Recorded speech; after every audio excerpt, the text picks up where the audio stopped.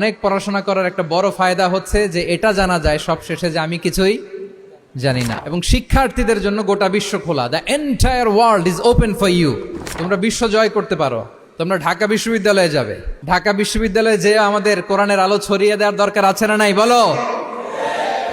তোমরা চট্টগ্রাম বিশ্ববিদ্যালয়ে যাবে, তোমরা অক্সফোর্ডে যাবে, তোমরা এমআইটিতে যাবে, তোমরা হার্ভার্ডে যাবে। তুমি জানোই না যে আল্লাহ তাআলা তোমাকে দিয়ে কোন খেদমত নিতে পারে। আসসালামু আলাইকুম ওয়া রাহমাতুল্লাহি ওয়া বারাকাতুহু। নাহমাদুহু ওয়া নুসাল্লি আলা রাসূলিহিল কারীম। আম্মা বা'দু ফাআউযু বিল্লাহি মিনাশ শাইতানির রাজীম। বিসমিল্লাহির রহমানির রহিম। আফালা ইয়াতাদাব্বারুনাল কুরআন আম আলা কুলুবিন আকফালুহা। সাদাকাল্লাহুল আযীম। রব্বি ইশরাহ লি সাদরি ওয়া ইয়াসসির লি আমরি ওয়াহলুল উকদাতাম মিন লিসানি ইয়াফকাহু কওলি।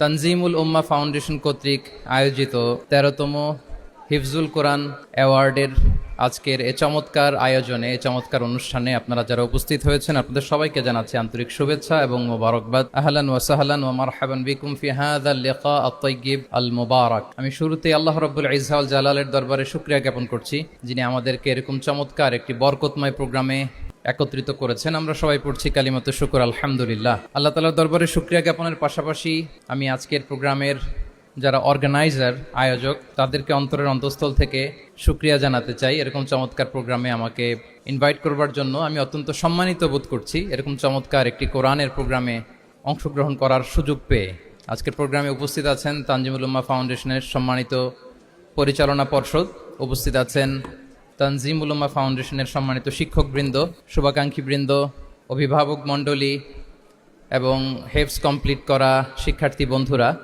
সাংবাদিক বন্ধুরা, ভলান্টিয়ার্স, আমি সবাইকে আবারও অন্তরের অন্তঃস্থল থেকে শুভেচ্ছা জানিয়ে শুরু করছি। শুরুতে আমি আজকের প্রোগ্রামের যারা মধ্যমণি, যারা হুফাজুল কোরআন, যারা অ্যাওয়ার্ড রিসিভ করেছে তাদেরকে আমি অফিসিয়ালি কংগ্রেচুলেট করতে চাই, অভিনন্দন জানাতে চাই যে তোমরা অনেক বড় একটি অর্জন ইতিমধ্যে সম্পন্ন করেছো, আলহামদুলিল্লাহ। এটা একটা হিউজ মাইলস্টোন। এটা যে কত বড় একটা নেয়মা বা সৌভাগ্য এটা কল্পনা করা যায় না। যে কোরআনকে বলা হয় এটা বিয়ন্ডলেস, বাউন্ডলেস, বটমলেস, মহাবিশ্বের মহাবিশ্বয় মহাগ্রন্থ আল কোরআন আল কারিমকে তোমরা তোমাদের সিনায় ধারণ করেছো। এটা অনেক বড় সৌভাগ্যের একটা ব্যাপার। আল্লাহ তাআলা ইরশাদ করছেন, ইন্না নাহনু নাযালনা যিকরা ওয়া ইন্না লাহু লাহাফিযুন। নিশ্চয় আমি এই কোরআনকে নাজিল করেছি এবং এই কোরআন আল কারীমকে সংরক্ষণের দায়িত্ব আমি নিজেই নিয়েছি। কোরআন আল কারীমকে পৃথিবীতে প্রিজার্ভ করা বা সংরক্ষণ করা এটা আল্লাহ তাআলা তোমাদের মাধ্যমে করেছে। আলহামদুলিল্লাহ সুম্মা আলহামদুলিল্লাহ। এটা অনেক বড় সৌভাগ্যের ব্যাপার এবং সবার নসিবে এটা থাকে না। যাদেরকে আল্লাহ তাআলা পছন্দ করেন, যারা চুজেন পার্সোনালিটি টু আল্লাহ সুবহানাহু ওয়া তাআলা, শুধুমাত্র কেবলমাত্র একমাত্র তাদেরকেই আল্লাহ তাআলা এই সৌভাগ্য দান করেন। তো এই যে মাইল ফলক তোমরা স্পর্শ করেছো, এটা তোমাদের জীবনের অনেক বড় একটা অর্জন এবং নানা ধরনের খুশ নসিব তোমাদের ব্যাপারে ঘোষিত হয়েছে হাদিসে। আল মাহিরু বিল কোরআন মা আসসাফারাতিল কিরামিল বারারা ইকরা ওয়ারতাকি ওয়ারাত্তিল কামা কুনতা তুরাত্তিলু ফিদ দুনিয়া ফাইন্না মানজিলাতাকা ফি আখিরি আয়াতিন তাকরাউহা। আজকের এই অ্যাওয়ার্ড গিভিং সেরিমনিতে এসে তোমাদের কত ভাল লাগছে। সবার চেয়ে তোমরা আলাদা, স্পেশাল পোশাক তোমাদের জন্য ক্রেস্ট দেয়া হয়েছে, সামনে এসে ফটো সেশনে অংশগ্রহণ করছো। এর চেয়েও অনেক বড় একটা কনফারেন্সে, এর চেয়েও অনেক বড় একটা কনভেনশন হলে, এর চেয়ে অনেক বড় আয়োজন করে সেদিন তোমাদেরকে বলা হবে ইকরা ওয়ারতাকি ওয়ারাত্তিল কামা কুনতা তুরাত্তিলু ফিদ দুনিয়া। পড়ো, ধীর স্থির ভাবে পড়ো, যেমনি দুনিয়াতে পড়তে তার তিলের সাথে।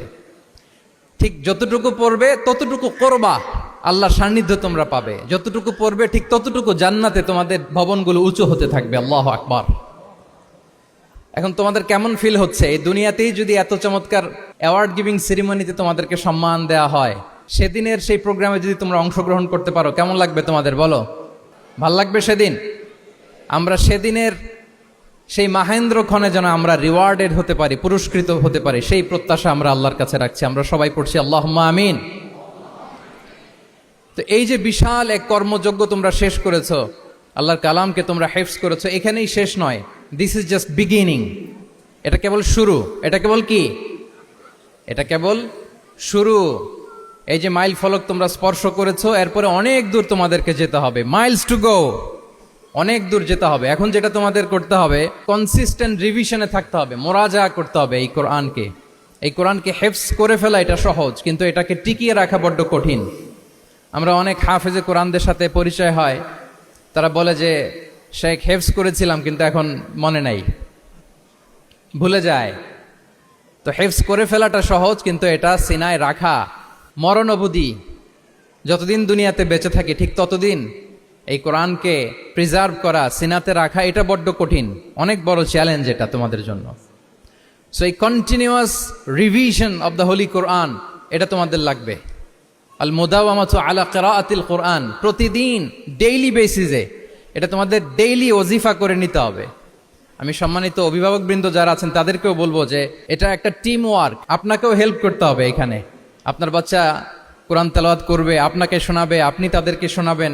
এই টিম ওয়ার্কের মধ্য দিয়ে এই কোরআন প্রিজার্ভ হবে, এটা থাকবে। এটা বড্ড জটিল। কোরআন হেফজ করা সহজ, কিন্তু এটাকে ধরে রাখা খুবই কঠিন। সো তোমাদের জন্য first and foremost reminder tonight, প্রথম রিমাইন্ডার হচ্ছে যে রেগুলার বেসিসে এই কোরআনকে মোরাজা করতে হবে, তা না হলে এই কোরআন থাকবে না। এবং আল্লাহ রাসূল সাল্লাল্লাহু আলাইহি ওয়া আলিহি ওয়াসাল্লাম তিনি ওসিয়ত করেছেন, তিনি বলেছেন তাআহাদুল কোরআন ফা ইন্নাহু আশাদ্দু তাফাল্লুচান মিনাল ইবিলি ফি উকুলিহা। তোমরা কোরআনকে ডেইলি রিভাইজ করো। যারা তোমরা হেফজ কমপ্লিট করেছো, হাফাজাতুল কোরআন, তোমাদেরকে উদ্দেশ্য করে আল্লাহ রাসূল সাল্লাল্লাহু আলাইহি ওয়া আলিহি ওয়াসাল্লাম বলেন যে তাআহাদুল কোরআন, তোমরা ডেইলি বেসিসে কোরআনকে কি করো? রিভাইজ করো, রিভিশন দাও, মোরাজা করো, এটাকে সম্মান করো। ফা ইন্নাহু আশাদ্দু তাফাল্লুচান মিনাল ইবিলি ফি উকুলিহা, কেননা পোষ মানানো হয়নি এরকম কোন বন্য উট যদি এটা রশি ছেড়ে দেওয়া হয়, এটা যেমনি ছুটে পালায়, দৌড়ে পালায়, এটারে ফিরে আনা যেমনি কঠিন, কোরআন হেফজ করার পরে, মুখস্থ করার পরে কেউ যদি ভুলে যায়, ওইটারে আবার রিভাইভ করা তার চেয়েও বেশি কঠিন। তো এই জন্য ডেইলি বেসিসে রিভাইজ করতে হবে। এবং আল্লাহ রাসূল সাল্লাল্লাহু আলাইহি ওয়া আলিহি ওয়াসাল্লাম তিনিও যাতে ভুলে না যান, বারবার কোরআন পড়তেন, বারবার রিভাইজ করতেন। রাসূল সাল্লাল্লাহু আলাইহি ওয়াসাল্লামের কষ্ট হয়ে যেত, ফলে আল্লাহ তাআলা বলেছেন লা তুহাররিক বিহি লিসানাকা লিতা'জালা বিহি ইন্না আলাইনা জামাআহু ওয়া কুরআনা ফাইদা ক্বরানাহু ফাত্তাবি' কুরআনা। নবী, আপনি তাড়াহুড়ো করে, এত কষ্ট, এত প্রেশার আপনার উপর নেওয়ার দরকার নেই, আমি আপনাকে পড়িয়ে দেব। জিবরিল যখন পড়ে শুধু ফলো করেন, সেটা একবার পড়ে নিন, মুখস্থ আমি আল্লাহ করে দেব। সানুকরিউকা ফালা তানসা, আপনি আর ভুলবেন না। এরপরে আল্লাহ রাসূল সাল্লাল্লাহু আলাইহি ওয়া আলিহি ওয়াসাল্লাম রেগুলার বেসিসে কোরআন পড়তেন, সাহাবাদেরকে কোরআন শোনাতেন, আবার সাহাবাদের কাছ থেকে কোরআন শুনতেন। সো এই কোরআনকে যদি তোমরা তোমাদের সিনায় আজীবনের জন্য রেখে দিতে চাও সযত্নে, তোমাদেরকে রিভিশন দিতে হবে। এখন খুব বেশি বেশি revise and revise, revise after revise তোমাকে দিতে হবে। এবং সারা বছর কোরআনের যতটুকু নাজিল হতো, আল্লাহ রাসূল সাল্লাল্লাহু আলাইহি ওয়া আলিহি ওয়াসাল্লাম রমাদান আল মুবারাকে জিবরিল আলাইহিস সালামের সাথে রিভিশন করতেন। সারা বছর যা নাজিল হলো, এটা আল্লাহ রাসূল সাল্লাল্লাহু আলাইহি ওয়াসাল্লাম জিবরিল আলাইহিস সালামকে শোনাতেন, আবার জিবরিল আলাইহিস সালাম আল্লাহ রাসূল সাল্লাল্লাহু আলাইহি ওয়াসাল্লামকে অতটুকু শোনাতেন। যে বছর তিনি ইন্তেকাল করবেন, ওই বছর দুইবার তিনি গোটা কোরআনকে জিবরিল আলাইহিস সালামের সামনে পেশ করেছেন, শুনিয়েছেন। আবার জিবরিল আলাইহিস সালাম দুইবার আল্লাহর হাবিব সাল্লাল্লাহু আলাইহি ওয়া আলিহি ওয়াসাল্লামকে শুনিয়েছেন। আল্লাহু আকবার। তাহলে এটাই হচ্ছে সুন্নাহ। তিনি তো পৃথিবীর প্রথম হাফেজ নাকি? আল্লাহ রাসূল সাল্লাল্লাহু আলাইহি ওয়াসাল্লাম প্রথম হাফেজ ছিলেন না? উনি রেখেছেন কিভাবে কোরআনকে? প্রিজার্ভ করেছেন কিভাবে? রিভিশনের মাধ্যমে, রিভিশন এন্ড রিভিশন। তাহলে the first and foremost reminder for tonight in this ceremony for all of you today, you have to revise a lot, you have to recite a lot. প্রতিদিন recite করতে হবে, প্রতিদিন revise দিতে হবে। এটা আমাদের মনে থাকবে তো নাকি? শিক্ষার্থী বন্ধুরা আওয়াজ করো, মেক এ নয়েজ, মনে থাকবে ইনশাআল্লাহ বিইذنিল্লাহ। তাহলে প্রথম কাজ হচ্ছে আমাদেরকে রিভাইজ করতে হবে। পাশাপাশি এই যে 114 সূরা তোমরা এই সিনার ভিতরে নিয়ে নিলা, মুখস্থ করে ফেললা, আল্লাহ তাআলা যা বলার তিনি সব এই কোরআনে বলে দিয়েছেন, নতুন করে আর কিছু বলবেন না। এটা তো দ্য লেটেস্ট রেভেলেশন, এরপরে আর কোনো ওহী আসবে না, প্রত্যাদেশ আসবে না। ফলে আল্লাহ তাআলা আমাদেরকে যা বলার সব বলে দিয়েছেন।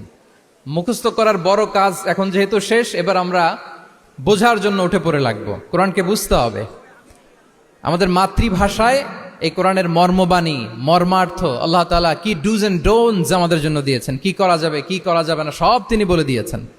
এটা আমাদেরকে বুঝতে হবে। আমরা গত বছর একটা বই লিখেছি এক নজরে কোরআন নামে, আমরা খুব সহজে 114 সূরার সামারি সিনপসিস এই বইটিতে নিয়ে এসেছি। ফলে কেউ কোরআনের বঙ্গানুবাদ পড়ার আগে বা তাফসির পড়ার আগে যদি এক নজর এই বইটাতে একটু চোখ বোলা একটু গো থ্রু করে, তার জন্য কোরআন বোঝাটা একেবারে সহজ হয়ে যাবে ইনশাআল্লাহ বিইذنিল্লাহ। এই বই ছাড়াও আরো অনেক অনেক বই সম্মানিত লেখকরা তারা লিখেছেন। আমরা যেন কোরআনের সাথে নিজেদের অ্যাটাচমেন্ট বাড়াই, মাতৃভাষায় যেন আমরা কোরআনকে বুঝি, আমরা কোরআনের অনুবাদ যেন ডেইলি বেসিসে পড়ি, কোরআনের সহজ সরল যে তাফসির আছে এই তাফসিরগুলো যেন আমরা পড়ি। এটাকে বলে তাদাব্বুর। যে আয়াত দিয়ে আমি শুরু করেছি, আফালা ইয়াতাদাব্বারুনাল কোরআন আম আলা কুলুবিন আকফালুহা, আল্লাহ বলছেন তারা কি গভীর মনোযোগের সাথে কোরআন পড়বে না, উইথ ভাস্ট কনসেন্ট্রেশন, খুব ধ্যানমগ্নতার সাথে খুব মনোযোগ দিয়ে কি তারা কোরআন পড়বে না, নাকি তাদের হৃদয়ে তালা ঝুলে আছে? আমাদের হৃদয়ের জং ধরা তালা যদি আমরা খুলতে চাই, এটা আনলক করতে হবে আল কোরআন আল কারীম দিয়ে।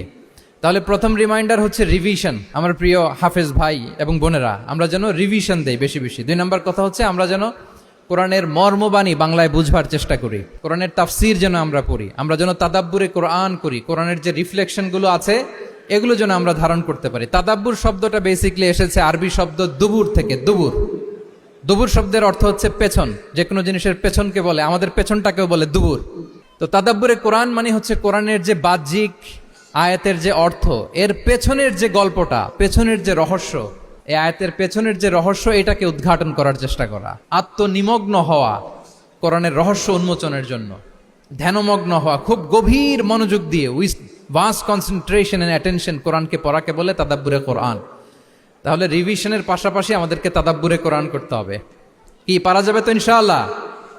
এই কোরআন যে তোমাদেরকে কোথায় নিয়ে যাবে তুমি জানোই না, তোমার কোনো আইডিয়াই নাই এই যে কোরআন তোমাদেরকে কোথায় নিয়ে যেতে পারে।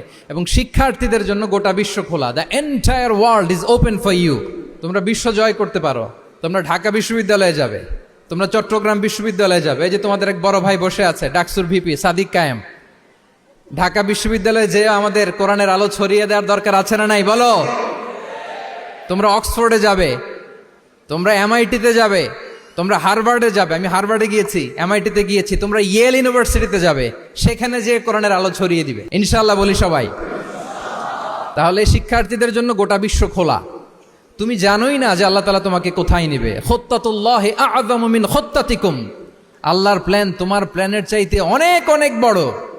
তুমি জানোই না যে আল্লাহ তাআলা তোমাকে দিয়ে কোন খেদমত নিতে পারে।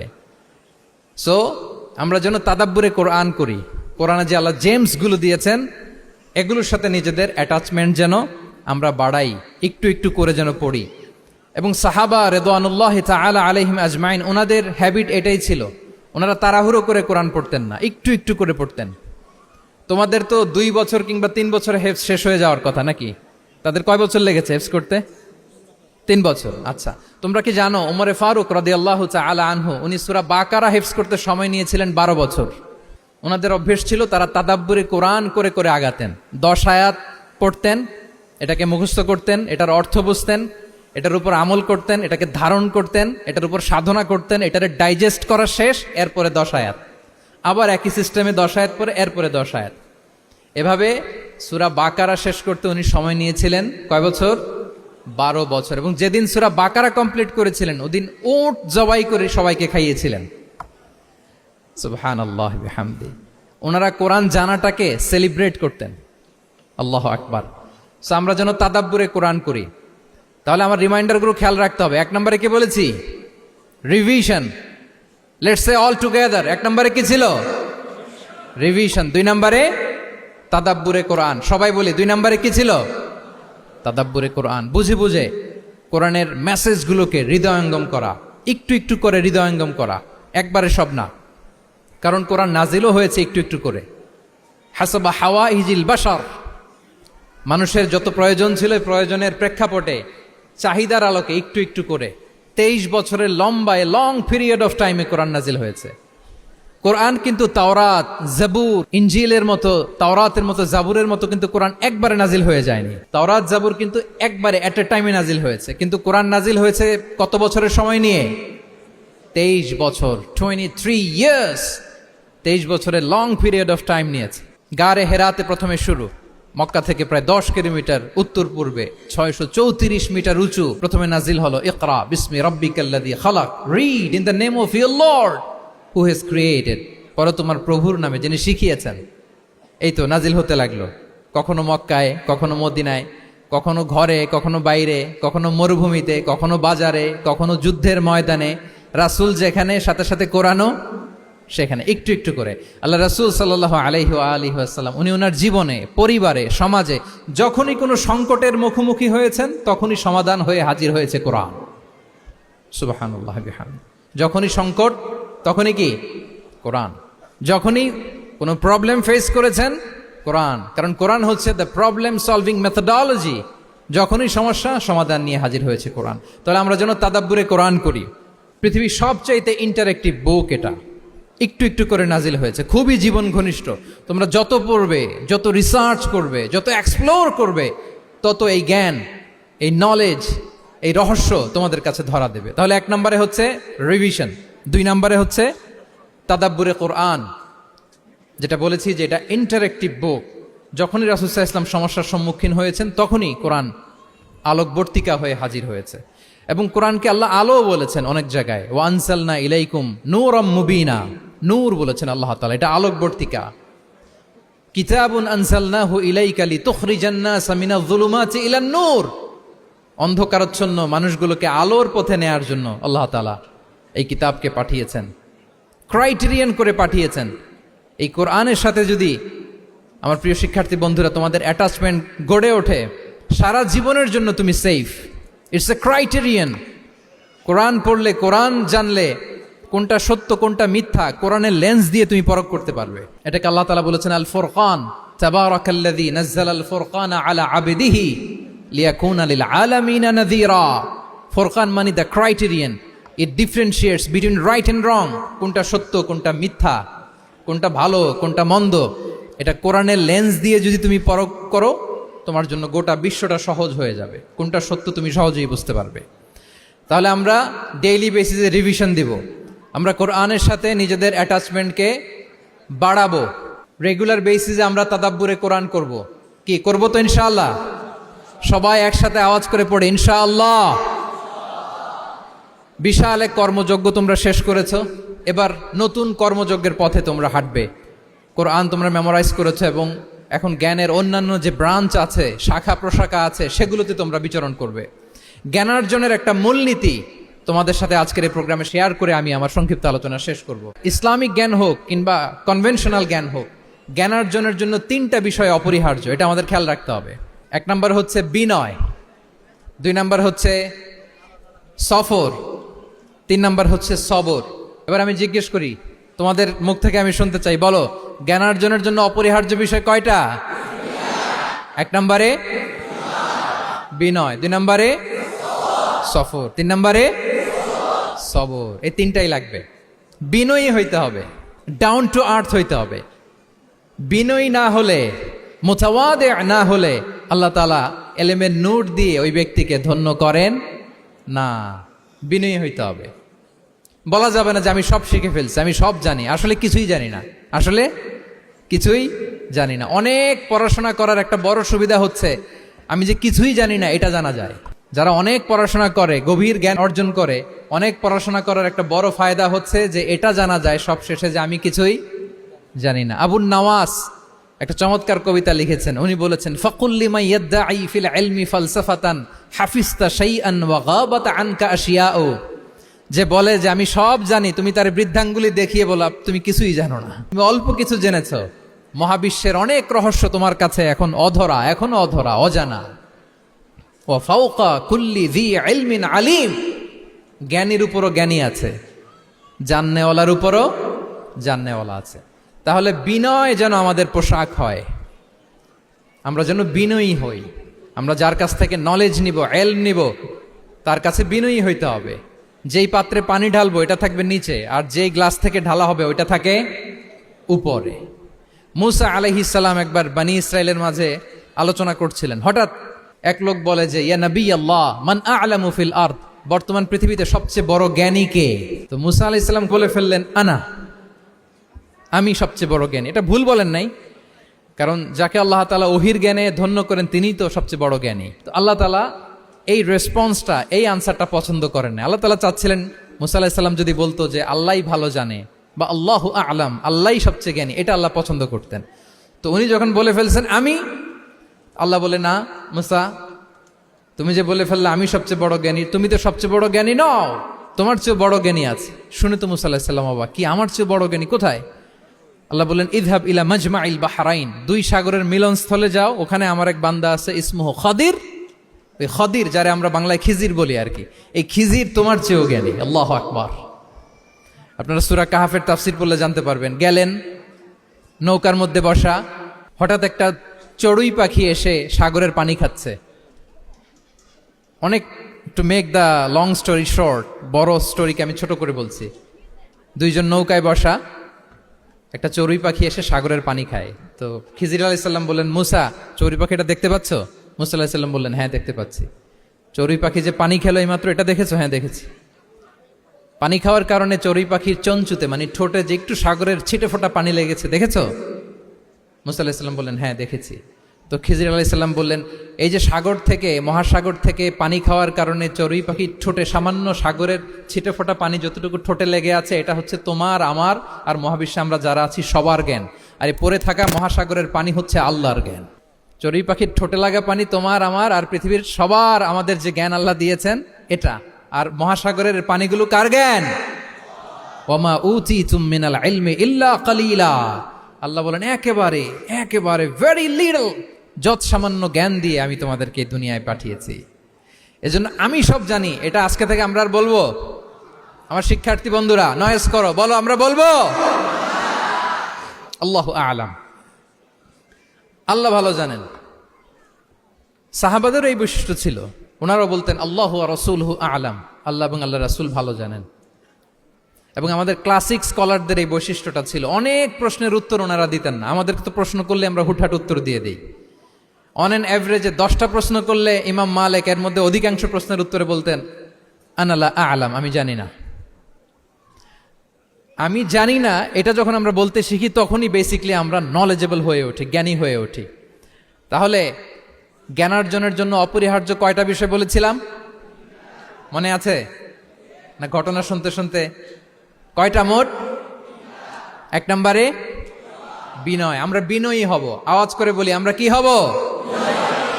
আমরা বিনয়ী হব।